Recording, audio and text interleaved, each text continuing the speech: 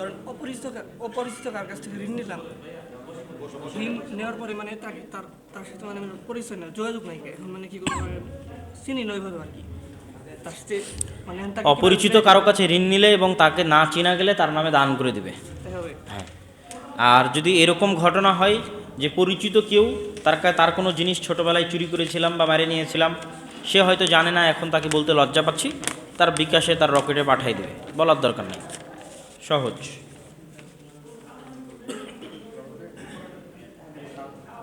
যখন ফরজ সালাত শুরু হবে তখন যদি কেউ সুন্নাত সালাত আদায় করে কি করবে? ফরজ সালাত জামাতে শুরু হয়ে গেলে সব সালাত বাতিল। যখনই মুয়াজ্জিন বলছে কদ কামাতিস সালাহ, কদ কামাতিস সালাহ, তখন দুনিয়ার সব সালাত বাতিল। সালাত যে অবস্থায় আছে ওই অবস্থায় ছেড়ে দিয়ে এসে জামাতে অংশগ্রহণ করতে হবে, নফল হোক সুন্নাত হোক যেটাই হোক। ফ্রি ফায়ার বিভিন্ন গেমে সময় নষ্ট করছে, এটা থেকে কিভাবে বের হয়ে আসতে পারবে? এটা থেকে বের হয়ে আসার জন্য 1 নম্বর পয়েন্ট হচ্ছে সৎসঙ্গ। সৎসঙ্গ না হলে এটা থেকে বের হয়ে আসা কোনোদিন পসিবল না। পৃথিবীর বহু অপরাধের কারণ হচ্ছে বন্ধু বান্ধব, অনেক বহু অপরাধের। তার মধ্যে একটা অপরাধ হচ্ছে এই যে ফ্রি ফায়ার পাবজি গেম। যেমন ফ্রেন্ড সার্কেল তেমন অভ্যাস। ফ্রেন্ড সার্কেল যদি ফ্রি ফায়ার পাবজি গেম খেলে তাহলে হাজার চেষ্টা করলেও বের হতে পারবে না। ওকে অ্যাট ফার্স্ট কী করতে হবে? ফ্রেন্ড সার্কেল ডিলিট করে দিতে হবে, যে এই ফ্রেন্ড সার্কেলে আমি উঠা বসা করবো না। ফ্রেন্ড সার্কেল যখন চেঞ্জ, সবাই বসেন, সবাই বসে যান। ফ্রেন্ড সার্কেল যখন চেঞ্জ হবে পরিবর্তন হবে, অটোমেটিক তার আমল আখলাকে পরিবর্তন আসবে। 2 নাম্বার, সালাত আদায় করার কোনো বিকল্প রাস্তা নাই। 5 ওয়াক্ত সালাতের উপর যখন কন্ট্রোল ক্ষমতা চলে আসবে, ফ্রি ফায়ার পাবজি গেম বাদ দিয়েও যখন সালাত আদায় করতে যেতে পারবে নিয়মিত। গেম খেলছে এমত অবস্থাও তো আমি ওকে বললাম যে গেম খেলেও সালাত আদায় করতে হবে, তাই বললাম না? তো ও যখন দিনে রাতে 5 বার গেম বাদ দিয়ে মসজিদে যাওয়ার অভ্যাসী হতে পারবে, ধীরে ধীরে এমনি ওই অভ্যাস ছুটে যাবে। অতএব 1 নম্বর স্বভাব চেষ্টা করতে 5 ওয়াক্ত সালাত যেন কোনো সময় বাদ না পড়ে। পৃথিবীতে যত বড় গুনাহগার হোক, যত বড় অপরাধী হোক, 5 ওয়াক্ত সালাত জামাতে, 5 ওয়াক্ত সালাত জামাতে সালাত আদায় না করলে শয়তান ধরবেই। ও তো শয়তানের কারণেই ফ্রি ফায়ার পাবজি গেম খেলছে। এটা তো শয়তানের দাসত্ব, শয়তানের গোলামি। এবং শয়তান আল্লাহর স্মরণকে ভুলিয়ে রাখতে চায় মানুষকে, আল্লাহর স্মরণ থেকে ভুলিয়ে রাখতে চায়। তো শয়তান কাল্পনিক কিছু নয়, শয়তান হচ্ছে বাস্তব। এটা কোনো ইমাজিনেশন নয় যে আমি কল্পনায় বলছি শয়তান, এটা বাস্তব। আল্লাহ পৃথিবীকে ওই ফ্রি ফায়ার পাবজি গেম যেরকম, ওই রকমই আল্লাহ সুবহানাহু ওয়া তাআলা গোটা পৃথিবীকে এরকম একটা মানুষের প্রতিযোগিতার একটা খেলার জায়গা বানিয়েছেন, যেখানে আল্লাহ ভিলেন হিসেবে ইবলিস আর তার শয়তান বাহিনীকে দিয়েছেন, আর হিরো হিসেবে নবী রাসূল আর তাদের বই পুস্তক দিয়েছেন। এখন মানুষ কোন দিকে যাবে এটা মানুষের খেলা। ওই খেলার টাইম টেবিল আছে, এই খেলার টাইম টেবিল নাই, কখন শেষ হয়ে যাবে সময় কেউ জানে না। আর ওই খেলায় রাত দিন পরিশ্রম করলেও কোনো রেজাল্ট ভালো হবে না যতক্ষণ না মেইন পরীক্ষায় গিয়ে ভালো লিখতে পারে। 9-10-এ খুব পরিশ্রম করেছে, 3 ঘন্টায় ভালো লিখতে পারেনি, পরিশ্রম জাহান্নামে চলে যাবে, কোনো লাভ দেবে না। আর আল্লাহ সুবহানাহু ওয়া তাআলার এই খেলায় পরিশ্রম করলেই নাম্বার আছে, সফল না হলেও চেষ্টা করলেই নাম্বার আছে। সফল হওয়ার জন্য নাম্বার নাই, চেষ্টা করলেই নাম্বার আছে। শুধু চেষ্টা না, নিয়ত করলেই নাম্বার আছে। কি করলে? নিয়ত করলেই নাম্বার আছে। করুক আর না করুক, খালি নিয়ত করলো তাতেই নাম্বার আছে, চেষ্টা করলো নাম্বার আছে, সফল হওয়া না। সুতরাং এটা একটা ভয়ঙ্কর গেম। পাবজি ফ্রি ফায়ার গেমের চেয়েতেও ভয়ঙ্কর। এই গেমে শয়তানের সাথে লড়াই করতে হয়, শয়তানের সাথে 24 ঘন্টায় মানুষের মনস্তাত্ত্বিক লড়াই। আর এই লড়াইয়ে সালাত, নিয়মিত 5 ওয়াক্ত সালাত জামাতে আদায় করা ছাড়া এই লড়াইয়ে সফল হওয়া সম্ভব নয়। এই লড়াইয়ের সবচেয়ে বড় অস্ত্র, শয়তানের বিরুদ্ধে লড়াইয়ের সবচেয়ে বড় অস্ত্র হচ্ছে 5 ওয়াক্ত সালাত জামাতে আদায় করা। এই অস্ত্র যতক্ষণ হাতে আছে, ওই যে ফ্রি ফায়ার পাবজি গেমে যেরকম অস্ত্র পাওয়া যায় বিভিন্ন জায়গায় গেলে, এরকম এই দুনিয়াতে সবচেয়ে বড় অস্ত্র কি? 5 ওয়াক্ত সালাত কিসে আদায় করা? জামাতে আদায় করা। এই অস্ত্র যার কাছে নাই ও শয়তানের কাছে পরাজিত হবেই। আর যার কাছে অস্ত্র আছে আশা করা যায় ইমানের সাথে দুনিয়া থেকে বিদায় নিতে পারবে ইনশাল্লাহ।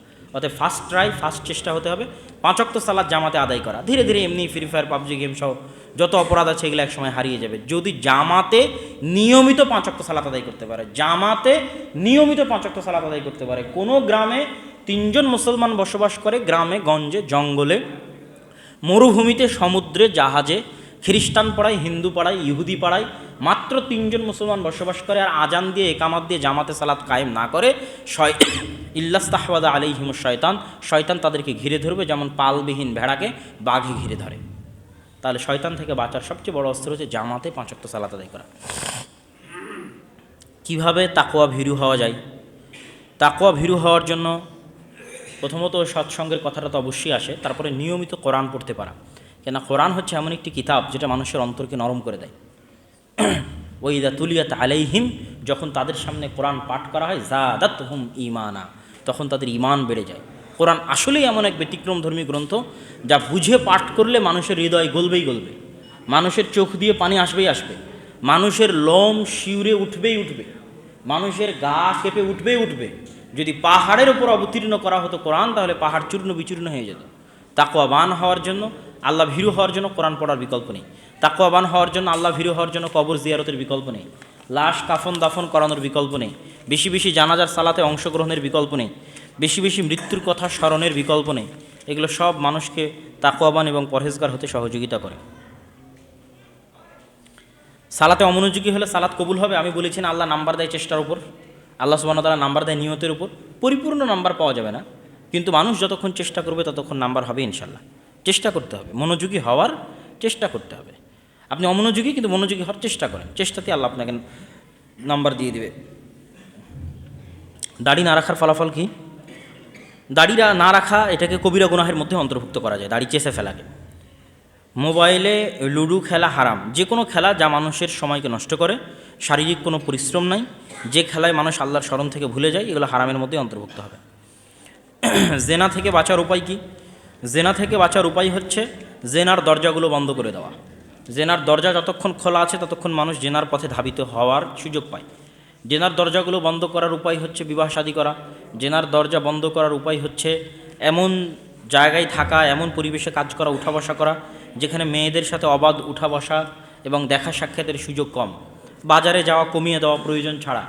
মসজিদ হচ্ছে পৃথিবীর সবচেয়ে উত্তম জায়গা, মসজিদে বেশি বেশি যাওয়ার চেষ্টা করা, মসজিদমুখী হওয়ার চেষ্টা করা। যত বেশি বাজারে যাতায়াত করবেন, যত বেশি দুনিয়াদারি হবেন, তত আপনার জন্য জেনার রাস্তা উন্মুক্ত হতে থাকবে, গুনাহের রাস্তা উন্মুক্ত হতে থাকবে। আর দ্বিতীয়ত সৎসঙ্গ। আর সবচেয়ে বড় অংশ হচ্ছে সতী, সাধবী, পরহেজগার, আল্লাহভীরু স্ত্রীকে বিবাহ করা। মা বাবার খেদমত করে না, অসুস্থ হলে চিকিৎসা করে না, কিন্তু মসজিদে টাকা দান করে দোয়া কবুলের জন্য। তার দান কবুল হতে পারে, কিন্তু এই দান দিয়ে ও মা বাবার খেদমত না করা, মা বাবার বদদোয়া, মা বাবার অসুস্থ না করা, এগুলোতে কোনো কাজে লাগাতে পারবে কি না তা জানি না। এই জন্য যে আল্লাহ সুবহানাহু ওয়া তাআলার পরে, আল্লাহর ইবাদতের পরে পৃথিবীতে যাদের খেদমতের নির্দেশ আল্লাহ দিয়েছেন তারা হচ্ছে পিতামাতা। ছোট রব হচ্ছে পিতামাতা। যে নিজ পিতামাতার খেদমত করলো না, ও কোনোদিন আল্লাহর ইবাদত করতে পারবে না। এটা আল্লাহ খুব ভালো করে বুঝেন। যে নিজ পিতামাতার শুকরিয়া আদায় করলো না, ও আল্লাহর শুকরিয়া আদায় করতে পারবে না। আর যে পিতামাতার যদি খেদমত না করে, আর জান্নাতে যাওয়ার কোনো রাস্তা নাই। পিতামাতার সাথে খারাপ ব্যবহার করলে জান্নাতে প্রবেশ করতে পারবে না।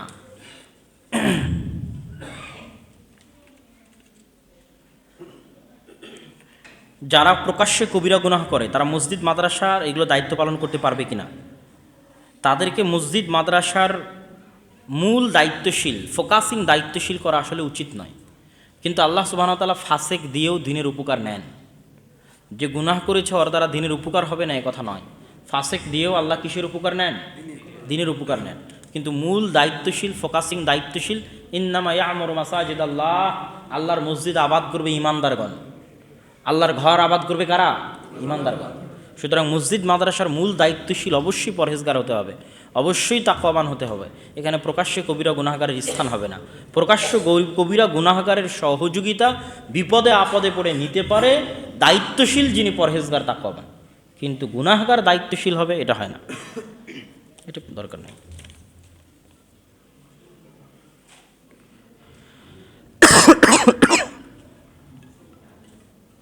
এটাও দরকার নেই। আর প্রশ্ন আছে? জি।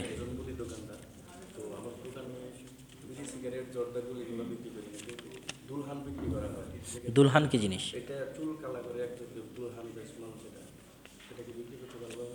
আসলে চুল কালো করার তো কিছু হুকুম আছে, সরাসরি একদম হারাম পর্যায়ে এরকম না। যখন মানুষ নিজের বার্ধক্যকে লুকাতে চায়, ঠিক আছে, এবং নিজের বার্ধক্যকে ফাঁকি দিতে চায়, সেই সময় কলপ করা হারাম। তো এটার বিস্তারিত হুকুম আছে। বিনামাজি ইউটিউবারদের আলোচনা দেখা ও শোনা যাবে কি? বেনামাজি ইউটিউবারদের আলোচনা দেখা মানে বুঝলাম না। মানে যে ইউটিউবার সালাত আদায় করে না কিন্তু অন্য বিষয়ে বক্তব্য দেয়, অন্য বিষয়ে আলোচনা করে, মোটিভেশনাল স্পিকার, এটা আসলে কি বলবো, দেখতে হবে যে সালাত আদায়কারীর কাছ থেকে ওই জিনিস পাওয়া যাচ্ছে কিনা। যদি সালাত আদায়কারীর কাছ থেকে ওই জিনিস পাওয়া যায় ভালো, সেক্ষেত্রে না নেওয়াই ভালো। আর যদি ওইরকম ব্যবস্থাপনা না থাকে তো রাসূল সাল্লাল্লাহু আলাইহি ওয়াসাল্লাম সাহাবীদেরকেও অমুসলিমদের কাছে ইলম শিখতে পাঠিয়েছেন, যেই জ্ঞান মুসলিমদের কাছে ছিল না, সেই জ্ঞান, ভাষার জ্ঞান, তর্জমার জ্ঞান পাঠিয়েছেন। অমুসলিমদের বলেছেন এই তোমরা এদের মুসলমানদের শিখাও। তো সুতরাং যেই জ্ঞান আমাদের কাছে নেই সেই জ্ঞান যদি কাফের মুশরিকের কাছেও পাওয়া যায়, সেখানে নামাজি বেনামাজি দিয়ে কথা নয়, নেওয়া যায়। বিয়ের প্রাপ্ত বয়স হয়েছে কিন্তু বেকার বলে ছেলেকে বিয়ে দিচ্ছে না, এই ক্ষেত্রে ছেলের করণীয় কী? বেকার ছেলের তো বিয়ে করার যোগ্যতা হয়নি। যদি তার অর্থনৈতিক স্বাবলম্বিতা না থাকে তাহলে ইসলামের দৃষ্টিতেও সে বিয়ে করার যোগ্য নয়। বিয়ে করার যোগ্যর জন্য শুধু শারীরিক যোগ্যতা লাগে না, বরং ইসলামের দৃষ্টিতে অর্থনৈতিক যোগ্যতা লাগে। কীরকম অর্থনৈতিক যোগ্যতা? বউকে খাওয়াতে পারবে, বউকে পড়াতে পারবে, বউকে পর্দার সাথে রাখতে পারবে, এরকম বাড়ি ঘর আছে, এরকম জায়গা আছে। এখন ছেলেকে যদি বাপে সহযোগিতা করে, বাপের টাকা আছে, বাপে সহযোগিতা করে ছেলেকে বিয়ে দিবে, তাহলে এটা বাপের করা উচিত। বাপের টাকা আছে তারপরেও ছেলেকে বিবাহ দিচ্ছে না, চাকরি নাই বাকরি নাই বলে, এক্ষেত্রে সেটা বাপের জিম্মেদারি। কিন্তু অর্থনৈতিক স্বাবলম্বিতা ছাড়া তো বিয়ে ফরজ হয় না। জেনার বিচার ব্যবস্থা তো আমাদের জানা কথা, যে কেউ যদি অবিবাহিত অবস্থায় জেনায় লিপ্ত হয় তাহলে তাকে 100 লাঠি পিটানো হবে এবং 1 বছরের জন্য দেশ থেকে তাড়িয়ে দেওয়া হবে। আর যদি কেউ বিবাহিত অবস্থায় জেনায় লিপ্ত হয় তাহলে তাকে ইট পাথর পাটকেল দিয়ে মারতে মারতে হত্যা করা হবে। কিন্তু এটা বাস্তবায়ন করবে দেশের সরকার। কে বাস্তবায়ন করবে? দেশের সরকার। ডিউটি করার সময় সালাত আদায় করার বিধান কি? ছুটি নিয়ে সালাত আদায় করার চেষ্টা করতে হবে। যদি ছুটি না দেয় সালাত আদায় করার জন্য চাকরি ছেড়ে দিতে হবে, কেন আল্লাহর দুনিয়াতে রিজিকের অভাব হয়নি। সালাতের সাথে কোনো কম্প্রোমাইজ চলবে না রিজিকের জন্য। তো ঠিক আছে, জি। আমি মূলত হানাফি, আমি নরমালি আমি রোবেল লাইক করি না, আজকে করছি। এই যে এই সমাজে এরকম চলে দেখে আজকে করছি। আরেকটা হলো আমি আর মামা ভাগে লেবুর বাগান আর হলো পেয়ারার বাগান আর হলো বড়ুর বাগান করছি। ওগুলোর যাকাত কিভাবে হয়? যেগুলো পচনশীল, পচে যায়, সংরক্ষণ করা যায় না, সেগুলোর কোনো ওষুধ লাগে না। আর যেগুলো সংরক্ষণ করা যায় সেগুলোর ওষুধ দিতে হয়, ধান, চাউল, গম। আর যেগুলো দিনের দিন নষ্ট হয়ে যায়, যেমন টমেটো, সবজি জাতীয় যা আছে, এগুলোর কোনো ওষুধ লাগে না। তবে আপনি এমনি দান করতে পারেন, এমনি সেখান থেকে একটা অংশ দান করতে পারেন। ওয়া তো হাক্কাহা ইয়াউমা হাসাদিহা, যেই দিন তোমরা তোমাদের ফল ফসল কাটো সেই দিন ফল ফসল থেকে কিছু আল্লাহর রাস্তায় দান করে দাও, এটা উচিত। নামাজ তো রফল আদায় করা সুন্নাত। আপনি নেকি পেয়েছেন, আপনি কি পেয়েছেন? রফল আদায় করে কি পেয়েছেন? নেকি পেয়েছেন, জি ইনশাআল্লাহ। কোনো বেদাতি ব্যক্তির নির্দিষ্ট কোনো ভালো গুণের বর্ণনা করা যাবে কি? বেদাতির বেদাত কর্তৃক প্রভাবিত হয়ে সেদিকে ধাবিত হওয়ার সম্ভাবনা থাকলে আর তার ভালো গুণ অন্য কোনো সালাফে সালেহিনের কাছে পাওয়া গেলে কি প্রয়োজন বেদাতির ওই গুণের প্রশংসা করার? যেই আমলের ফজিলত সহি হাদিসে আছে ওই আমলের ফজিলত জয়ীফ জাল হাদিস দিয়ে বর্ণনা করার দরকার আছে? মনে করার দরকার নাই। যেই গুণ সাহাবীদের মধ্যে আছে, রাসূল সাল্লাল্লাহু আলাইহি ওয়াসাল্লামের মধ্যে আছে, সালাফে সালেহিনের মধ্যে আছে, সেই গুণ শিখানোর জন্য তাদের জীবনী বর্ণনা করতে হবে। এখানে বেদাতির জীবনী আনার কি প্রয়োজন? বাড়ির পাশে অনেক ক্ষুধার্ত অসহায় মানুষ থাকে, দান করার ক্ষেত্রে টাকা মসজিদে আগে দিব না ক্ষুধার্ত অসহায় মানুষকে আগে দিব? দানের নেকি পাবেন নিয়ত দিয়ে আর প্রয়োজনীয়তা দিয়ে। দানের নেকি পাবেন নিয়ত দিয়ে আর কি দিয়ে? প্রয়োজনীয়তা দিয়ে। কার প্রয়োজন বেশি? কার প্রয়োজন বেশি? সেই ক্ষেত্রে নিকটবর্তী থেকে শুরু করতে হয়। কোথায় থেকে? নিকটবর্তী। আপনার ভাই গরিব, আপনার বোন গরিব, আপনার বাপ মায়ের খাবারের টাকা পয়সা নাই, আপনার সন্তান সন্ততির টাকা পয়সা নাই, আপনি নিজের উপর খরচ করেন না, নিজের উপর কৃপণতা করেন, দান শুরু করতে হবে প্রথমে নিজের উপর দিয়ে। নিজের উপর কৃপণতা করা যাবে না। স্ত্রী, সন্তান সন্ততি, ভাই বোন, বাপ মা, তাদের উপর কৃপণতা করা যাবে না। তাদের পিছনে টাকা খরচ করা দানের নেকি। তাদের পিছনে টাকা খরচ করা কিসের নেকি? দানের নেকি। বাপ মায়ের পিছনে টাকা খরচ করা কিসের নেকি? দানের নেকি। ভাই বোনের পিছনে টাকা খরচ করা প্রয়োজনে কিসের নেকি? দানের নেকি। তাহলে প্রথম হক হচ্ছে আপনার নিকটবর্তীদের, তারপরে আপনার পাড়া প্রতিবেশীর। সেই ক্ষেত্রে কার প্রয়োজন বেশি? যার প্রয়োজন বেশি তাকে আগে সহযোগিতা করতে হবে। যদি মসজিদের প্রয়োজন বেশি থাকে তাহলে মসজিদে সহযোগিতা করতে হবে। পারলে 2 ভাগ করে দিতে হবে, মসজিদে কিছু দিলেন, গরিব মানুষকে কিছু দিলেন। তো আমরা আমাদের প্রশ্ন শেষ করি, দেন এখানে পাঠান। এটা তো আমি ফেরত পাঠাইছি, তারপর আপনি কেন পড়তে চাইবেন? আমি তো বুঝতে পেরেছি আপনার পড়ার ভাব দেখে যে আপনি এমন প্রশ্ন পড়তে চাচ্ছেন যেটা আমি চাচ্ছি না শুনতে। কথা বুঝতে পারেননি? এটা তো ফেরত পাঠানো হয়েছে এখান থেকে, কী জন্য পড়বেন আপনি? তো আমরা বৈঠক শেষে দোয়া পড়ি, সুবহানাকা আল্লাহুম্মা ওয়া বিহামদিকা আশহাদু আল্লা ইলাহা ইল্লা আনতা আস্তাগফিরুকা ওয়া আতুবু ইলাইক। আসসালামু আলাইকুম ওয়া রাহমাতুল্লাহি ওয়া বারাকাতুহু। আজকে রাতে প্রোগ্রাম আছে মহেড়া। সেটার কাজ কি? মানুষের মৌলিক 5টা জিনিসের 100% নিরাপত্তা দিতে পারা, মৌলিক 5টা চাহিদার 100% নিরাপত্তা দিতে পারা একটা ইসলামী রাষ্ট্রের প্রথম এবং সবচেয়ে জরুরি কর্তব্য। 5টা মৌলিক চাহিদা সবারই মুখস্থ আছে। অন্ন, খাবার। ওমর রাদিয়াল্লাহু তাআলা আনহু বলেছেন, আমার এই বিশাল সীমানায় একটা কুকুরও যদি না খেয়ে মারা যায় তার জবাব আমাকে কিয়ামতের মাঠে দিতে হবে। মানে ইসলামী রাষ্ট্রের প্রথম থিওরি, প্রথম জরুরি দায়িত্ব হচ্ছে মানুষের 5টা মৌলিক চাহিদার 100% গ্যারেন্টি নিশ্চিত করা। হিন্দু, বৌদ্ধ, ইহুদি, খ্রিস্টান তো বহু দূরের কথা, কুকুরও না খেয়ে মারা যেতে পারবে না। কথা মনে হয় বুঝাতে পারেন? মানে একটা ইসলামী খেলাফা, ইসলামী রাষ্ট্র প্রতিষ্ঠা হলে একটা হিন্দুও যদি না খেয়ে মারা যায় তার জন্য জিম্মেদার থাকবে ইসলামী রাষ্ট্র, তার জন্য জিম্মেদার থাকবে ওই খলিফা। তাহলে একটা ইসলামী রাষ্ট্রের প্রথম শর্ত, প্রথম দায়িত্ব, প্রথম কর্তব্য হচ্ছে মানুষের মৌলিক 5টা জিনিস, 5টা অধিকার নিশ্চিত করা। 1, মানুষের খাবার। 2, মানুষের কাপড়, বস্ত্র। বস্ত্রহীন কোনো মানুষ যদি ইসলামী খেলাফায় পাওয়া যায় যার গায়ে কাপড় নাই, হিন্দু, বৌদ্ধ, ইহুদি, খ্রিস্টান, ডোম, চামার, মেথর, তার জন্য জিম্মেদার থাকবে ইসলামী খেলাফা। মানুষের অন্ন, মানুষের বস্ত্র, মানুষের স্বাস্থ্য। চিকিৎসার অভাবে মারা যাচ্ছে এরকম একজন মানুষও যদি মারা যায়, চিকিৎসা, টাকার অভাবে চিকিৎসা করতে পারছেন এরকম একজন মানুষও যদি পাওয়া যায়, তাহলে তার জন্য জিম্মেদার থাকবে ইসলামী রাষ্ট্র। হয় খলিফাকে দায়িত্ব ছেড়ে বলতে হবে রাষ্ট্র চালাতে পারছি না, পদত্যাগ করে চলে গেলাম, আর না হয় মানুষের চিকিৎসা ব্যবস্থা নিশ্চিত করতেই হবে। ওই ইসলামী রাষ্ট্রের অধীনে একটা হিন্দু বিনা চিকিৎসায় মারা যেতে পারে না, একটা বৌদ্ধ বিনা চিকিৎসায় মারা যেতে পারে না, একটা খ্রিস্টান বিনা চিকিৎসায় মারা যেতে পারে না। ইসলামী রাষ্ট্রের মৌলিক দায়িত্ব, কর্তব্য হচ্ছে মানুষ তো বহুদূরের কথা, পশু প্রাণীরও 5টা অধিকার নিশ্চিত করা, পশু প্রাণীরও খাদ্য নিশ্চিত করা, পশু প্রাণীরও চিকিৎসা নিশ্চিত করা। আর হিন্দু, বৌদ্ধ, খ্রিস্টান তো বহুদূরের কথা, না চালাতে পারলে ব্যর্থ, ছেড়ে দিতে হবে, দায়িত্ব পালন করতে হবে না, দায়িত্ব ছেড়ে দিয়ে চলে যেতে হবে। কিন্তু দায়িত্ব নিয়ে যদি নিশ্চিত না করতে পারে জবাব কিয়ামতের মাঠে দিতে হবে। এর নাম ইসলামী রাষ্ট্র। তাহলে একটা খাদ্যের নিরাপত্তা, জামা কাপড় পোশাকের নিরাপত্তা, স্বাস্থ্যের চিকিৎসার নিরাপত্তা, শিক্ষার নিরাপত্তা। টাকার অভাবে শিক্ষা গ্রহণ করতে পারছে না, অল্প বয়সী বাচ্চা হোটেলে কাজ করে খাচ্ছে, গার্মেন্টসে কাজ করে খাচ্ছে। ইসলামী রাষ্ট্রকে নিশ্চিত করতে হবে 100% শিক্ষা ব্যবস্থা, 100% শিক্ষা ব্যবস্থা, না হলে ব্যর্থ ইসলামী রাষ্ট্র। এটাই প্রথম শর্ত। ওই হিন্দুকেও শিক্ষিত করতে হবে, বৌদ্ধকেও শিক্ষিত করতে হবে, খ্রিস্টানকেও শিক্ষিত করতে হবে, 100% শিক্ষা নিশ্চিত করতে হবে। বাসস্থান, যদি কারো থাকার জায়গা না থাকে তাহলে তার থাকার জায়গার ব্যবস্থা করে দিতে হবে ইসলামী রাষ্ট্রকে, না করতে পারলে দায়িত্ব ছেড়ে দিয়ে চলে যেতে হবে।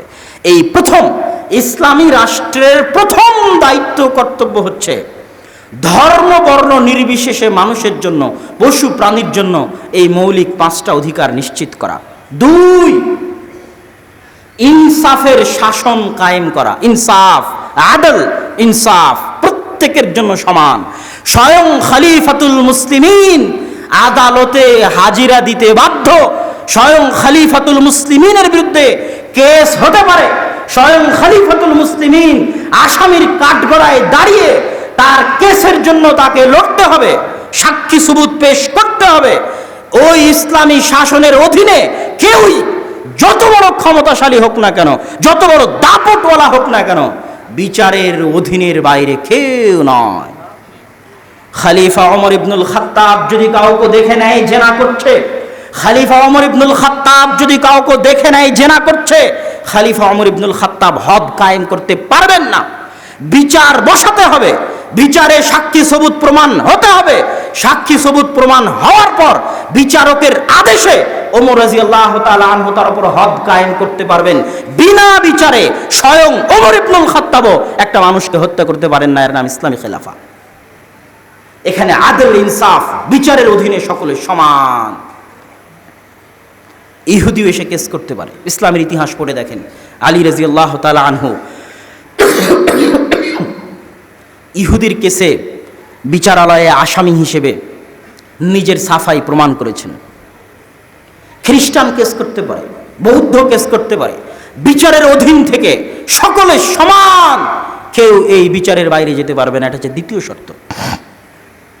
3, প্রত্যেকটা মানুষের মূল্যায়ন নিশ্চিত করতে হবে তার যোগ্যতা দিয়ে, তার মেধা দিয়ে, তার ন্যায়পরায়ণতা দিয়ে। কোনো মানুষের সরিষা সমপরিমাণ যোগ্যতা তার বংশের কারণে, তার রক্তের কারণে, তার টাকার কারণে, তার ঘুষের কারণে কোনো প্রকার কোটা পদ্ধতি গ্রহণযোগ্য নয়। সকলে সমান। কে কোন বংশ থেকে এসেছে, কে কার ছেলে, কে কোথাকার কোন দায়িত্বশীল, কোনো কিছু ধর্তব্য নয়। যোগ্যতার ভিত্তিতে চাকরি নিশ্চিত করতে হবে। এটা হচ্ছে ইসলামী খেলাফতের তৃতীয় জরুরি জিম্মেদারি। সরিষা সমপরিমাণ এদিক ওদিক হওয়া যাবে না, সরিষা সমপরিমাণও নয়। যোগ্যতার ভিত্তিতে প্রত্যেক মানুষের সম্মান নিশ্চিত করতে হবে। প্রত্যেক মানুষ যারাই চাকরি চায় তাদেরকে চাকরি দিতে হবে যোগ্যতা অনুযায়ী। এখানে কোনো খালু, মামা, চাচা, লিঙ্ক, কোটা, টাকা পয়সা সরিষা সমপরিমাণ চলবে না। ইসলামী খেলাফতের মৌলিক 3টে জিনিস আপনাদের সামনে স্পষ্ট করার পর এবার বলতে চাচ্ছি, যেই দেশের শাসন ব্যবস্থা এত উন্নত হতে পারে, এত চমৎকার হতে পারে, এত মহান হতে পারে, যেটা আবু বকর, ওমর, ওসমান, আলী দুনিয়ার সামনে প্রতিষ্ঠিত করে দেখিয়ে গেছেন, সেখানে একজন অমুসলিম কি কি অধিকার পেতে পারে একটা মানুষ হিসেবে। প্রথমত আমি প্রমাণ করেছি মানুষ হিসেবে একজন মানুষকে ইসলাম কতটা সম্মান দেয়। দ্বিতীয়ত প্রমাণ করেছে একটা ইসলামী রাষ্ট্র, ইসলামী খেলাফায় মূল যে 3টে দায়িত্ব এবং কর্তব্য যেটা নিশ্চিত করতে হবে ইসলামী খেলাফাকে, সেটা বলেছি। সেটার পরে এবার আপনি কল্পনা করেন একজন অমুসলিম, একজন সংখ্যালঘু যদি পূর্ণাঙ্গ ইসলামী খেলাফা থাকে, সেখানে সে কিভাবে জীবনযাপন করতে পারে, কত উন্নত জীবনযাপন করতে পারে, কত নিরাপদ জীবনযাপন করতে পারে, যা সে কল্পনাও করতে পারবে না। এবার সেটা আমি একটু বিস্তারিত খুলে বলি। একটি রাষ্ট্রে, রাষ্ট্র ব্যবস্থায় যদি ইসলামী খেলাফা থাকে, অমুসলিমদের ওপর 3টা নাম প্রয়োগ হয়। যে কেউই যারা শাস্ত্রীয় পড়াশোনা করবে ইসলামী আইনের, আজকে তো ইসলামী আইন পড়ানো হয় না, কেননা ইসলামী শাসন ব্যবস্থা নাই, এই জন্য ইসলামী আইনের পাঠ নাই। ব্রিটিশ আইনের পড়াশোনা হয়, এই জন্য ইসলামী আইনের যেগুলো টার্মিনোলজি, পরিভাষা, এগুলো মানুষ জানে না, মানুষের মধ্যে এগুলোর চর্চা নাই। যখনই আপনি ইসলামী আইন শাস্ত্র পড়বেন, তখন ইসলামী খেলাফায়, ইসলামী রাষ্ট্রে, মুসলিম দেশে বসবাসরত একজন অমুসলিমের ওপর 3 ভাগে বিভক্ত হবে সে অমুসলিম। 3টা পরিভাষা তার উপর আরোপ হবে। 1 জিম্মি, 2 মুআহাদ, 3 মুস্তাআমান। প্রথমত জিম্মি দিয়ে শুরু করি। জিম্মি বললেই মানুষ মনে করে আরে উমুক উমুককে জিম্মি করেছে, তো জিম্মি কথাটা মানুষের কাছে এখন খারাপ। তখন যখন ইসলামী আইনের ব্যাখ্যায় যখন জিম্মি কথাটা প্রথম আসে, তখন মানুষ আসলে বুঝতে পারে না এই জিম্মি মানে কি। কেননা এখন বাংলা ভাষায় জিম্মি শব্দটা একজন আরেকজনকে অপহরণ করে নিয়ে গিয়ে তাকে জিম্মি করে কারো কাছে টাকা চাচ্ছে, এটা বোঝাই হচ্ছে জিম্মি।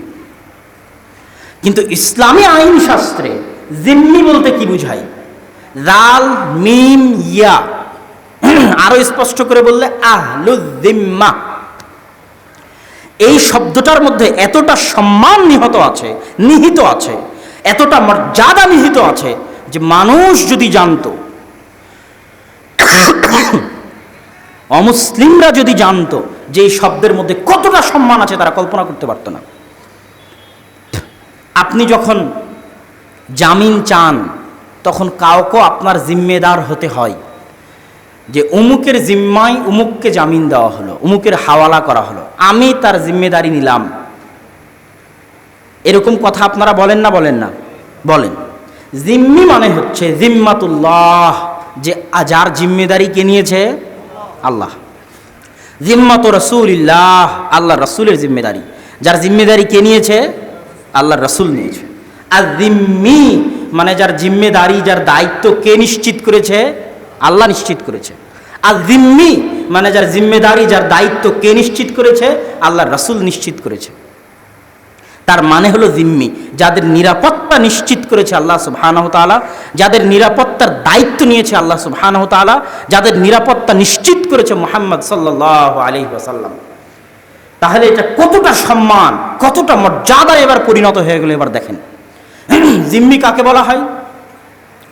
একটি ইসলামী খেলাফায় যারা জন্মগতভাবে অমুসলিম আগে থেকেই বসবাস করছে, কিন্তু সেখানে ইসলামী খেলাফা প্রতিষ্ঠা হয়ে গেছে, মুসলিম রাষ্ট্র হিসেবে কায়েম হয়ে গেছে, কিন্তু ওই দেশে যুগ যুগ ধরে জন্মগতভাবে একদল অমুসলিম বসবাস করে আসছিল, তাদেরকে বলা হবে তোমরা ট্যাক্স দাও, তোমাদের নিরাপত্তার জিম্মেদারি আল্লাহ নিয়েছেন, তোমাদের নিরাপত্তার জিম্মেদারি আল্লাহ রাসূল দিয়েছেন, তোমরা যে নিরাপদ এইটা নিশ্চিত করেছে আল্লাহ, এটা নিশ্চিত করেছে আল্লাহ রাসূল, তোমরা তাদের জিম্মায় নিরাপদ।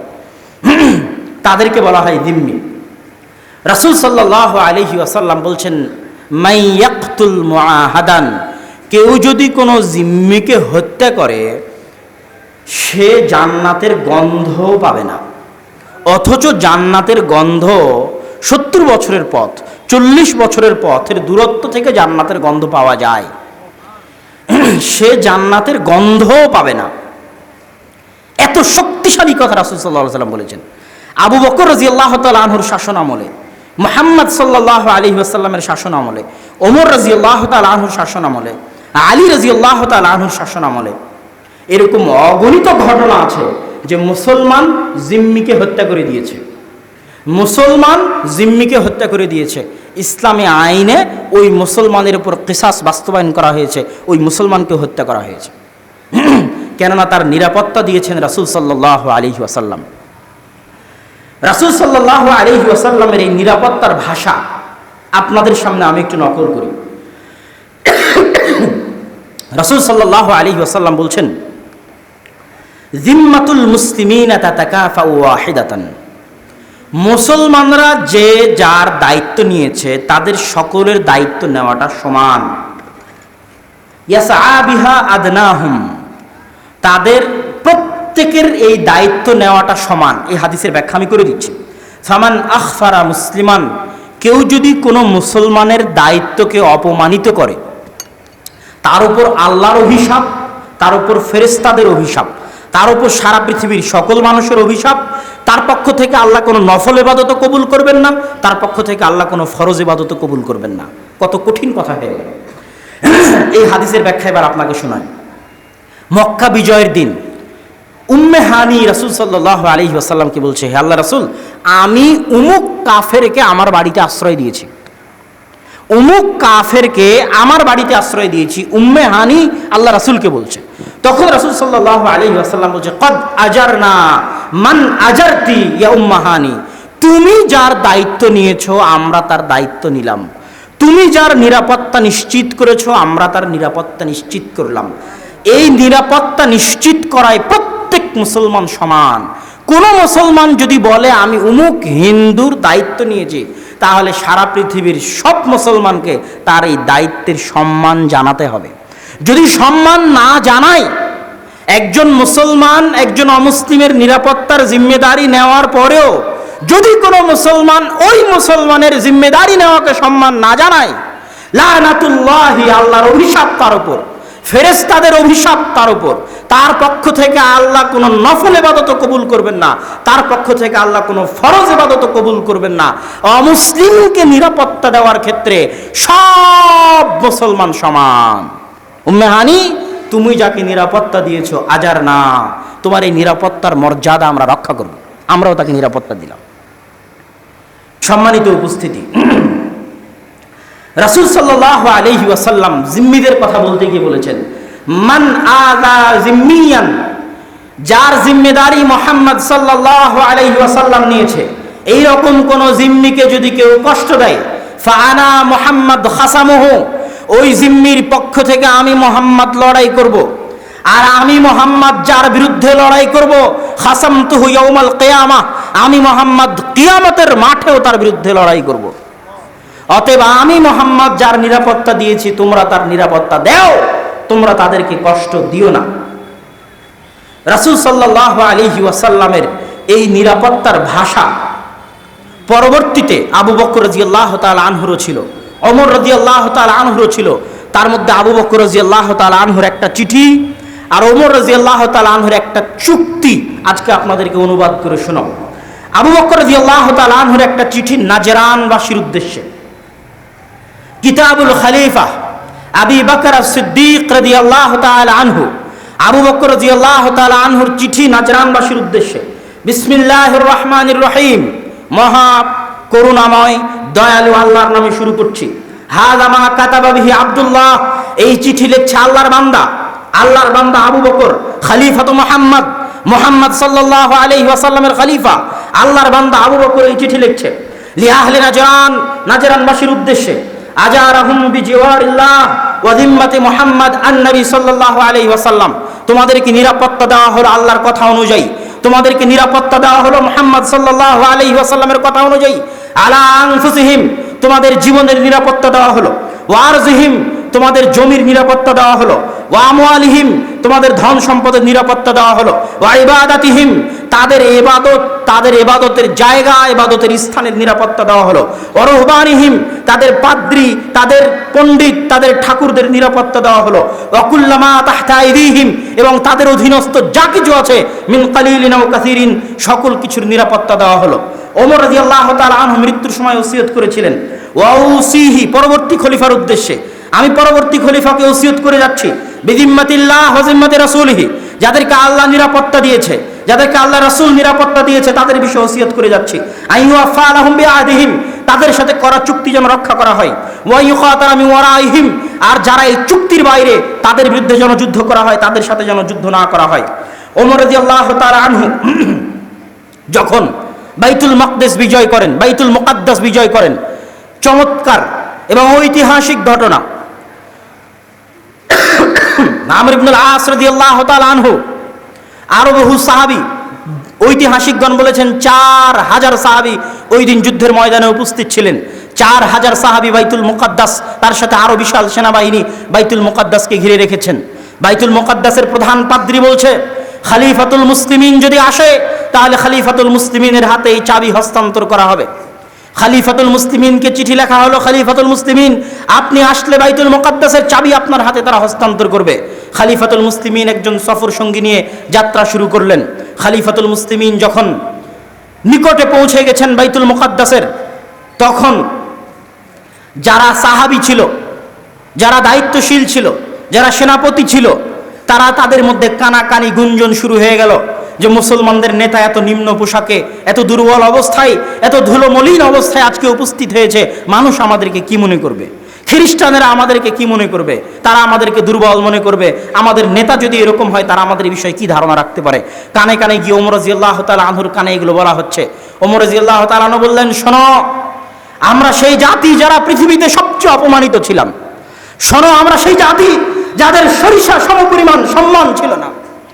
আযানাল্লাহ বিল ইসলাম, আজকে অর্ধ পৃথিবীর শাসন ক্ষমতা আমি আমার পায়ের নিচে আল্লাহ দিয়ে দিয়েছেন বিল ইসলাম, ইসলামের কারণে, কোরআনের কারণে। আজকে আমার যে সম্মান, আমার যে মর্যাদা, এটা এই পোশাক নির্ধারণ করতে পারে না।